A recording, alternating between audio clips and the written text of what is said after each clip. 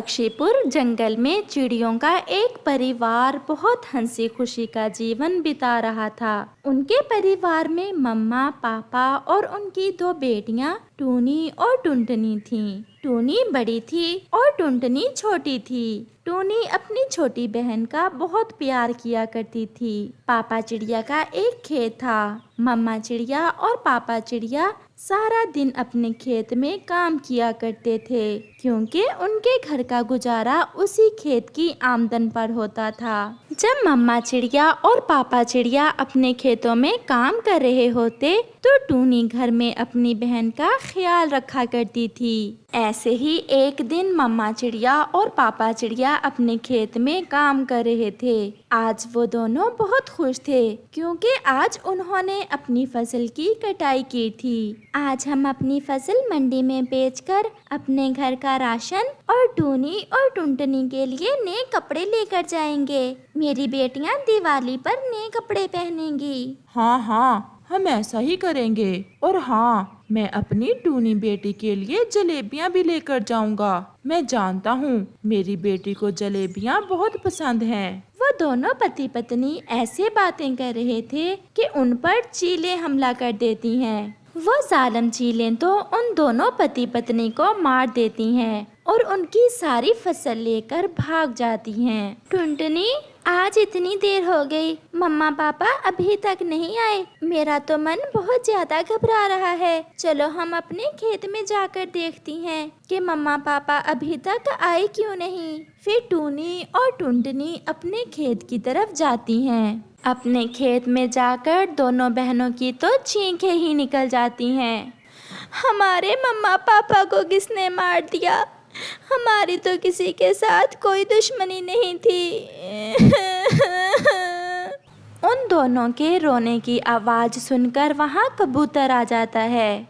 कबूतर अंकल, देखिए, हमारे मम्मा पापा को किसने मार दिया? हमारे मम्मा पापा हमें छोड़कर चले गए। बेटा चुप कर जाओ। ये जरूर उन जालिम चीलों का ही काम है, जो किसी भी कमजोर को देखकर उनको मारकर उनका सब कुछ लूट कर चली जाती हैं। बेटा टूनी, अब तुम्हें सब्र से काम लेना होगा। अगर तुम ही हौसला छोड़ दोगी तो टुनटुनी को कौन संभालेगा? अब तुमने ही अपनी छोटी बहन को पालना है। फिर टूनी थोड़ा हौसला करके अपनी बहन को अपने साथ लेकर चली जाती है। 2-4 दिन तो उन दोनों बहनों के गुजर जाते हैं, क्योंकि घर में थोड़ा सा राशन पड़ा था। फिर सारा राशन खत्म हो जाता है। अब मैं क्या करूं? अपनी बहन को संभालूं या बाहर जाकर काम करूं? अब हमारा गुजारा कैसे होगा?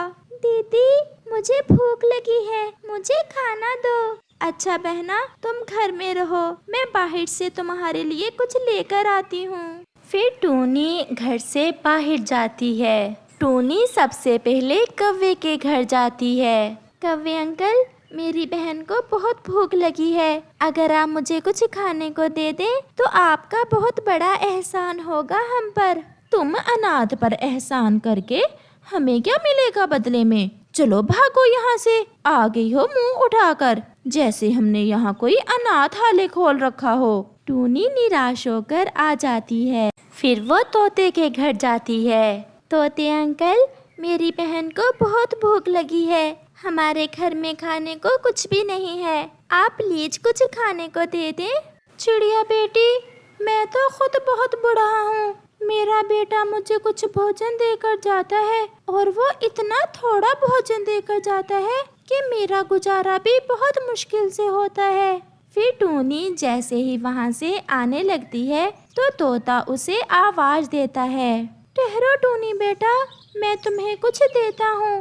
ये लो, ये जादुई बीज हैं। इन्हें तुम अपने खेत में बो देना।